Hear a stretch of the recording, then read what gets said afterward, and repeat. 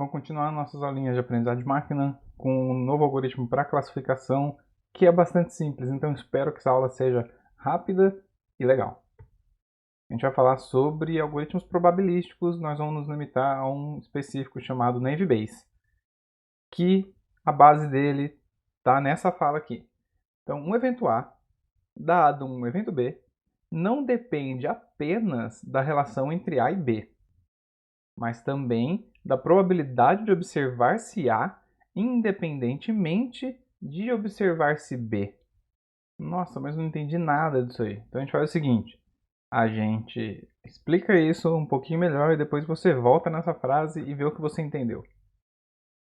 Para explicar, a gente vai ter que falar sobre o teorema ou a regra de Bayes.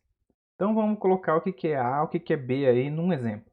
Então vamos colocar aqui A, um evento de seu amigo aparecer numa determinada festa. Então você ligou ali para o seu amigo, está no meio da festa, numa rap lá. Você ligou para o seu amigo e falou, chega aí, né? E aí ele ir ou não é esse evento A. E a gente vai associar isso depois, quando a gente estiver falando de fato lá de aprendizagem de máquina, dados estruturados, com a classe. Tudo bem? Então seria uma classificação binária, ele vai ou não. Agora B é alguma coisa que vai influenciar ali, né? Eu coloquei aqui como, por exemplo, o resultado das provas. Bom, então, se essa pessoa está com resultados de provas ali meio ruins, ele tem tirado notas meio ruins, talvez ele fique em casa para estudar. Ou talvez ele já esteja meio de saco cheio e ele vai para a festa justamente porque ele está de saco cheio das notas baixas. Isso vai depender de cada um, tudo bem? Mas a gente vai tentar olhar para essas duas coisas, para a relação entre elas. Vamos colocar isso num exemplo mais prático. Então vamos supor que existe uma determinada doença que a gente sabe, por histórico, que tem uma incidência aí de 8%. Quer dizer, existe uma probabilidade de 8% dessa doença aparecer em alguém. Então, 92%, esse 0,92 aí, para essa doença não aparecer, né, na pessoa. Então o que isso diz em relação ao teste para essa doença dar positivo ou negativo? Alguém chega lá e faz esse teste. Isso diz muita coisa? Bom, geralmente os testes também têm uma probabilidade associada a eles. Então, a gente pode colocar isso na conta aí também. Na verdade, a gente deve colocar isso. Da seguinte maneira, a gente pode colocar a probabilidade do teste dar positivo, dado que a doença realmente está presente, e o teste dar negativo, dado que a doença está ausente. Então, nesse exemplo, eu posso considerar isso aqui. Lembrando sempre que essas figuras, quando eu não coloco fonte, é do livro texto, que é o livro Inteligência Artificial, uma abordagem de aprendizado de máquina. Tudo bem, agora eu sei que também existe uma probabilidade associada ao teste, eu sei quais são essas probabilidades, eu sei por causa também do histórico dos testes. A partir disso, eu posso fazer perguntas do tipo, eu chego lá, faço um teste, deu positivo, qual que é a chance de eu realmente estar com aquela doença? Então eu preciso considerar isso aqui. A probabilidade para o meu teste dar positivo é igual à probabilidade do teste dar positivo, dado que a doença realmente está presente, vezes a probabilidade da doença estar presente. Então, isso aqui é a probabilidade da doença na população. Mais, ficou com 2 mais aqui, né? Beleza.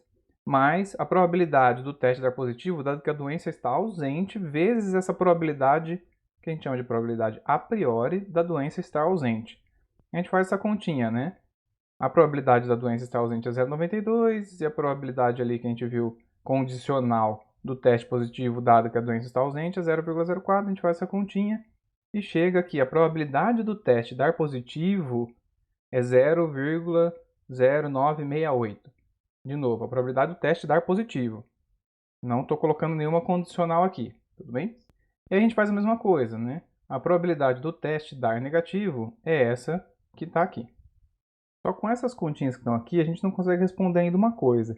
Se eu chego lá, faço meu teste e dá positivo, qual que é a probabilidade de eu realmente ter aquela doença nesse momento?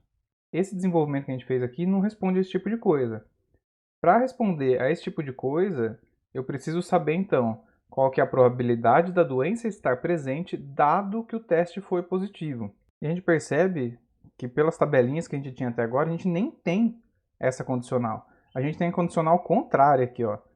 a gente tem a condicional do teste dar positivo dado que a doença está presente. Eu quero o contrário. Eu quero a probabilidade da doença estar presente dado que eu testei positivo. Para isso, a gente recorre ao teorema de Bayes ou à regra de Bayes. Vocês vão ver isso com alguns nominhos diferentes, que é isso aí que está aí. Não entendeu nada? Vamos destrinchar então essa equaçãozinha. Primeira coisa, esse PA é a probabilidade a priori de ocorrer o evento A. A priori é aquilo que você já observou no passado e é do evento A independente do que aconteceu em qualquer outro evento. O PB, então, por sua vez, aí, né, é a probabilidade a priori de ocorrer o evento B, e independentemente de A. Esse cara é uma condicional. Isso é a probabilidade de ocorrer o evento B, dado que observou-se o que ocorreu no evento A. O que eu consigo fazendo essa multiplicação aqui com essa divisão, né, é justamente a probabilidade de A dado B, ou seja, a probabilidade de ocorrer o evento A, dado que observou-se que B ocorreu. Nesse caso, quem é A, quem é B? Eu vou deixar o slidezinho de referência aqui para você pensar na pergunta que eu acabei de fazer. No exemplo da doença, a gente tem as probabilidades PA e PB, não importa se A é o teste ou se A é a prevalência ali da doença. Mas eu quero que esse lado aqui tenha alguma coisa que eu já tenho para determinar algo que eu não tenho. Então relembra, eu acabei de falar isso. Isso aqui seria a probabilidade do teste dar positivo, dado que a doença está presente. Já isso aqui é a pergunta que eu estava querendo fazer. Dado que o teste foi positivo, né? Dado o teste, qual a probabilidade de eu realmente estar doente? Então A, doença, B, teste. Tudo bem?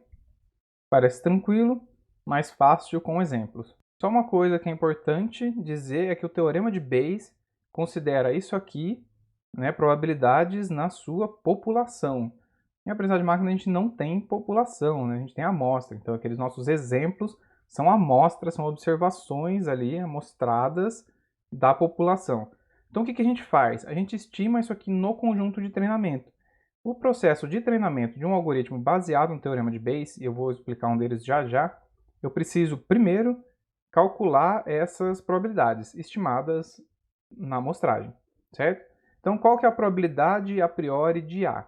Então se A é a doença, né, eu conto lá quantas vezes ocorreu a doença, positivo e negativo, certo? E aí eu faço aquela probabilidadezinha lá. E B é o teste. Eu conto quantas vezes o teste deu positivo, dentre todas as vezes que o teste foi feito. E é esse aqui, o P de B dado A, eu tenho que considerar então o A, se eu estiver considerando positivo, né? Eu tenho que considerar que o A é positivo, e dentro desse subconjunto de exemplos, eu contar quantas vezes o B deu negativo ali. Então aqui é o total de testes positivos dividido pelo total de testes positivos e negativos. Já aqui é o total de testes positivos dividido pelo número de vezes que a doença estava positiva ali, a doença estava presente. E aí existe um monte de jeito diferente da gente usar essa regra de Bayes para fazer uma análise preditiva e para gerar um modelo de classificação, por exemplo. O mais simples é o algoritmo de Naive Bayes.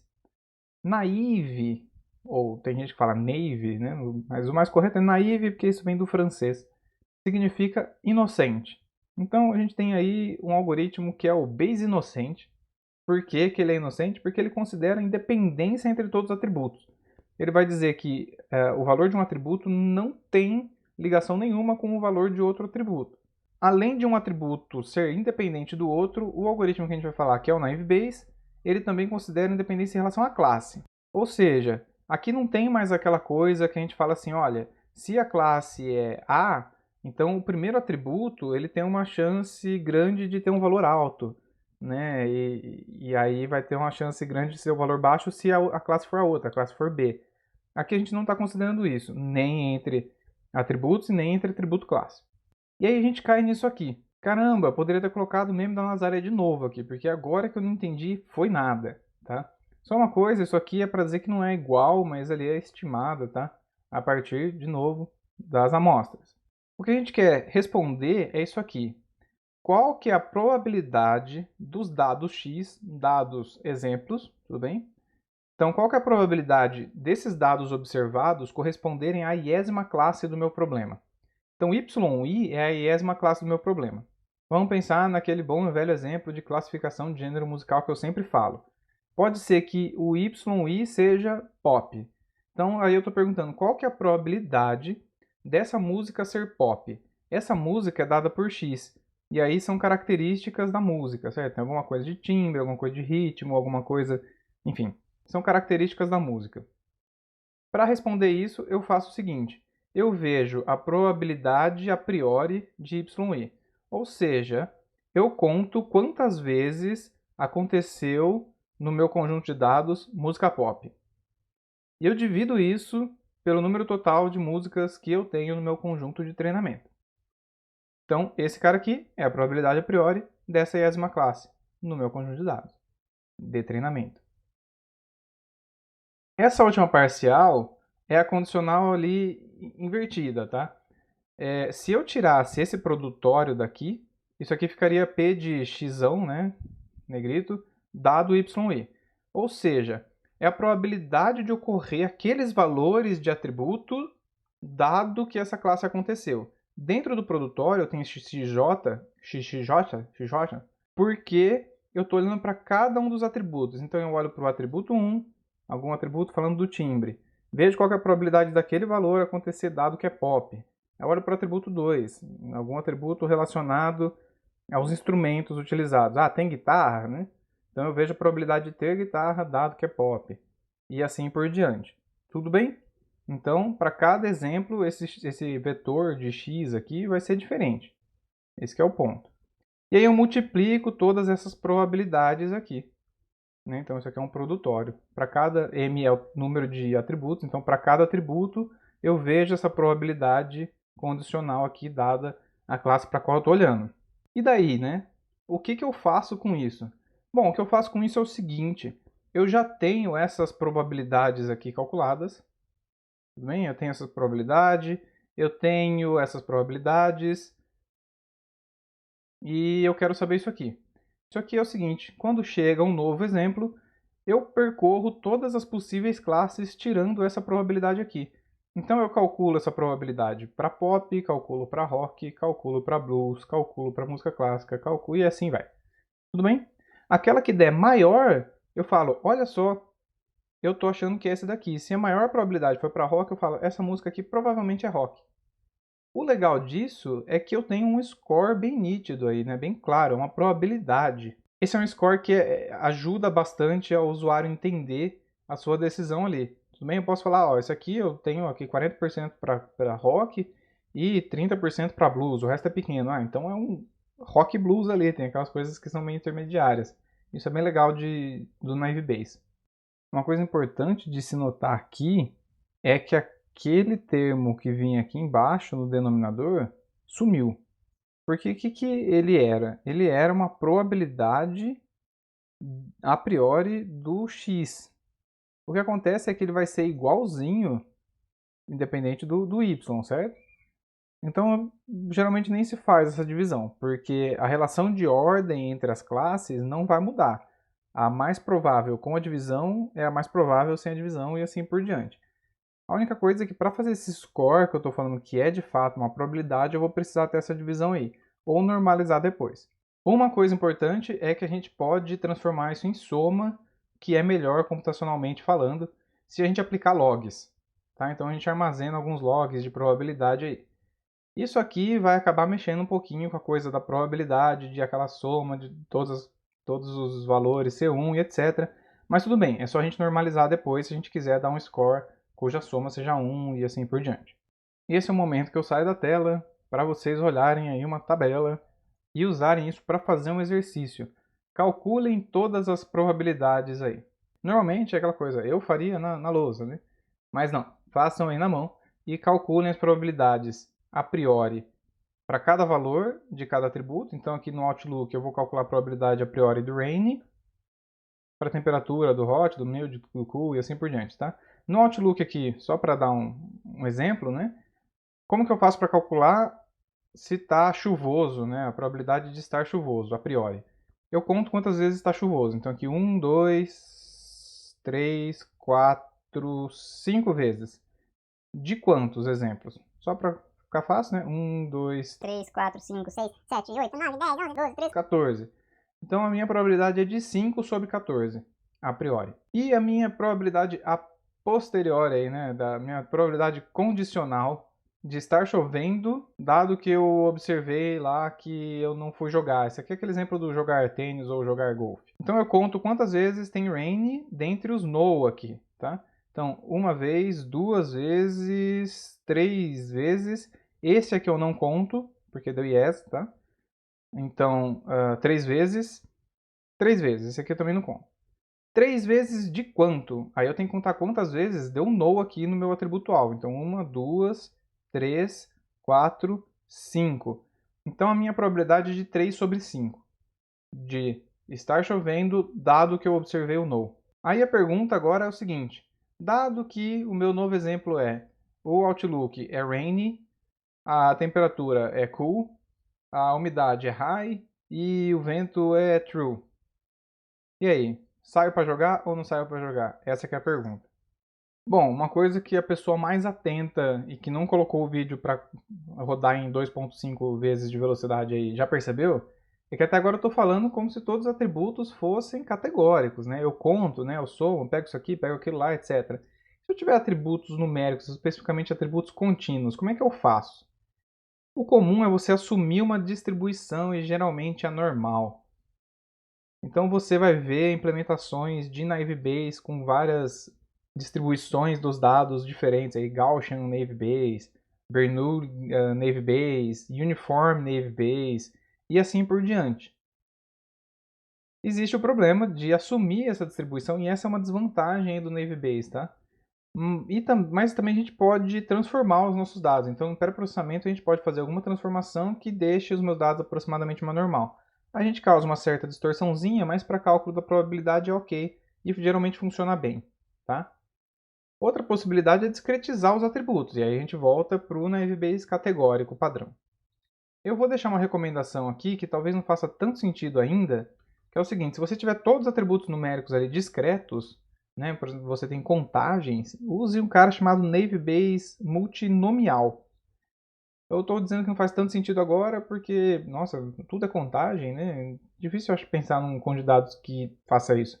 Na verdade, não é. Na verdade, existem técnicas de processamento de texto, né, de mineração de texto, classificação, agrupamento, etc. Para quem conhece o nome, beleza? Que é Bag of Words e afins, que eles são exatamente isso, né? Eles são contagens e as suas variações também, por mais que você normalize ali, faça TF, DF, funciona bem com Naive Bayes multinomial.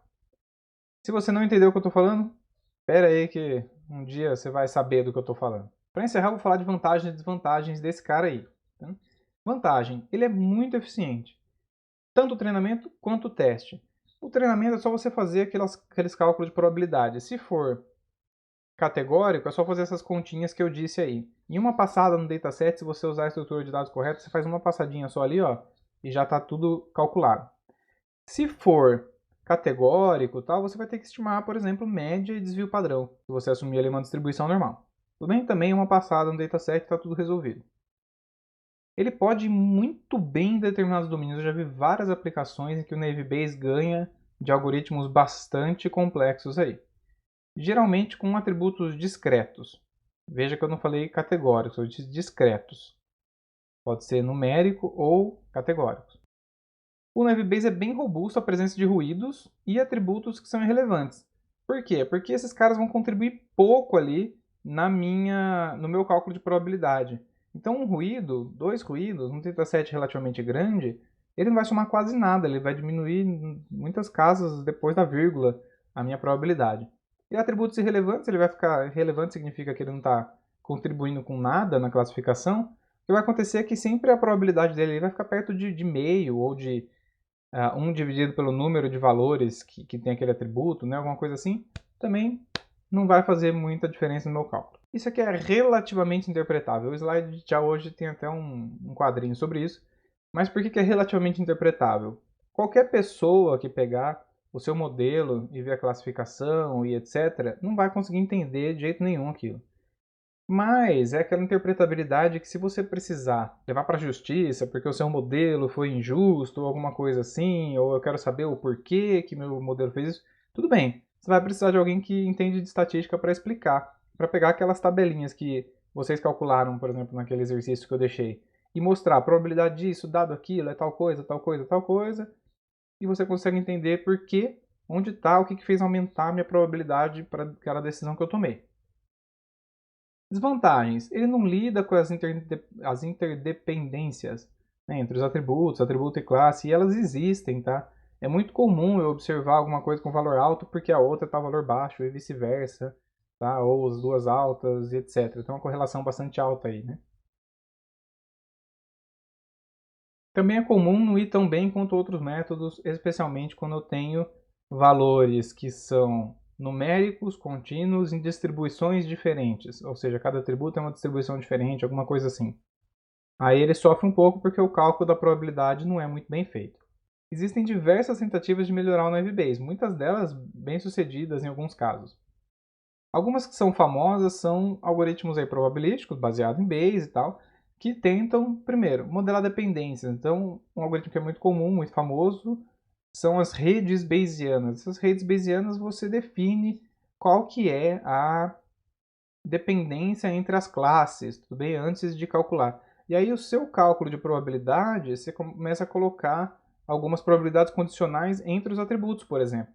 Ou entre atributo e classe e assim por diante. Tudo bem? Você pode até compor um pouco, como está nesse exemplo aí de baixo. Outra coisa é estimar as distribuições.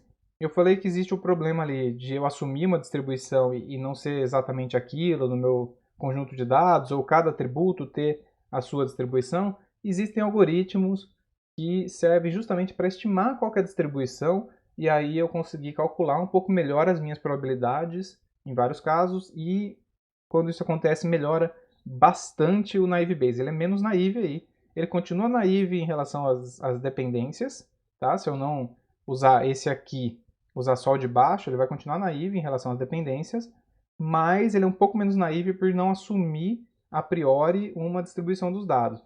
Lembrando, essa coisa de assumir a priori uma distribuição dos dados significa que o meu método é paramétrico. Guardem esse nome para a vida.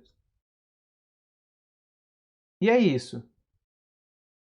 A gente vai usar o Naive Bayes na prática contra outros algoritmos em uma aulinha prática em breve. E aí vocês vão ver um pouquinho da coisa acontecendo. Enquanto isso, o que eu digo é, entendam, façam um exercício e é isso. A gente vai falar de mais algoritmos de classificação em breve. Até lá.